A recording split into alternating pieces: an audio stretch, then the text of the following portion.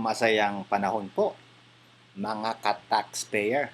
Ito pong inyong ka-tax ETM, Emelino T. Maestro, nag-i-invite ulit na pag-aralan po ninyo ang Electronic Letter of Authority o yung ELOA. Ang ELOA po ay isang module na kabilang po sa Tax Consultancy Course. Doon po sa mga gustong maging tax consultant, wag ho kayong maging tax consultant as alagay tax consultant. Maging relevant at honest tax consultant po kayo. Yun po ang gusto kong maging karakter ninyo hanggang sa pagtanda ninyo, hanggang maging katulad ko po kayo na tumutulong sa kapwa.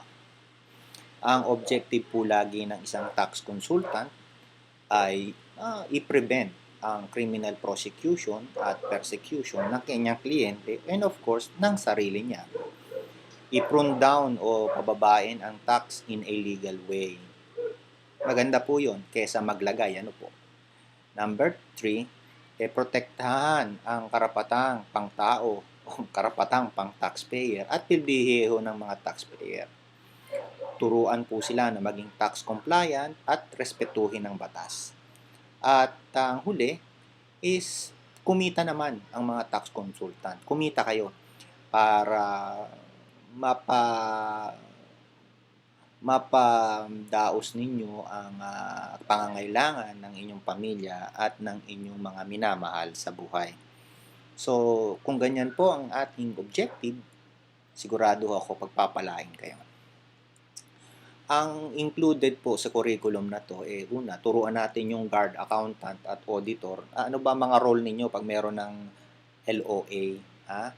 Pag-aralan natin yan. Ano ang mga terminolohiya at legal basis na ginagamit ng BIR? Yung lengguwahe nila pag-aralan natin, wag iba't ibang lengguwahe. Okay? And number 3, of course, paano ba yung pagsiselect ng mga audit candidate? Ano ang kanilang mga criteria ang ginagamit? Ano yung mga rules na ginagamit nila? Ano yung mga rights and privileges na nakasulat sa LOA phase na hindi mo gaanong napapansin? Alam nyo po ba, mahigit 20 ang nakasulat na rights ng taxpayer sa harapan ng LOA at 2 lang po ang kanilang obligation. Ngayon, ano po ang ating gagawin kung pag meron pong masamang taga-BIR na ginagamit ang LOA para mangotong? Tuturuan ko kayo ng mga approach na hindi naman ma-offend yung mga kaibigan nating nasa BIR. Ano rin ang gagawin ninyo kapag merong arbitrary attacks? Yung mga masasamang atake, mga malicious acts galing sa kanila. So, pagsama-sama tayo na pag-aralan ang mga survival tips and techniques katulad na lang ng books of accounts. Paano ginagamit ang books of accounts para ang mga tax official hindi po mag-issue ng malaking tax assessment. Turuan ko kayo sa paggawa ng mga letters. Hindi lahat ng letters ay pantay-pantay.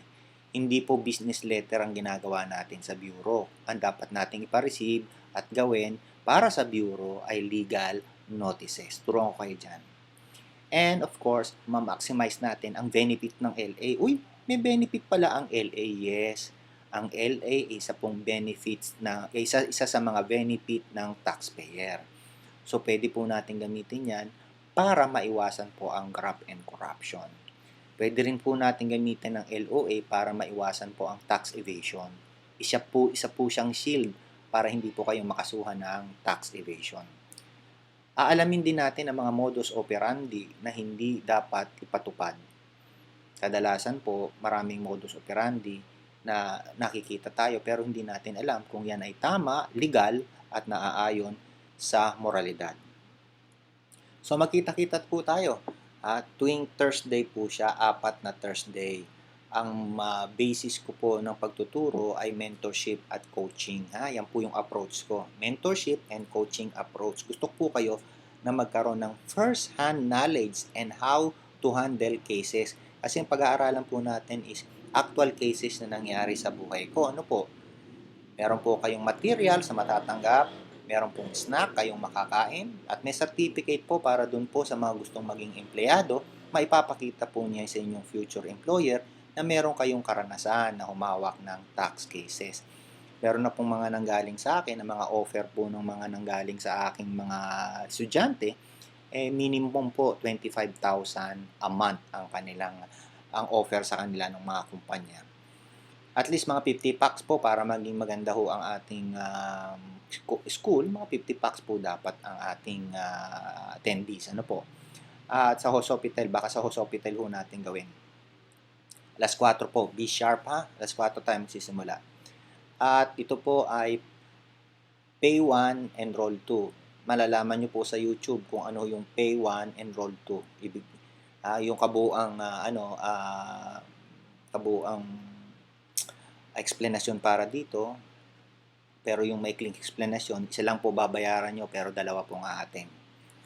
At lahat po na pinag-uusapan natin dito ay subject to change without your consent and due notice. Ito po ang aking mga contact number, telephone, mobile, email, website ko. I-like nyo po ako sa Facebook ha. I-like nyo ako sa Facebook para marami pong makakita. At meron po akong YouTube channel, ang kapangalan po ay Kataxpeya. So hanggang sa muli, masayang panahon po sa inyong mga katax.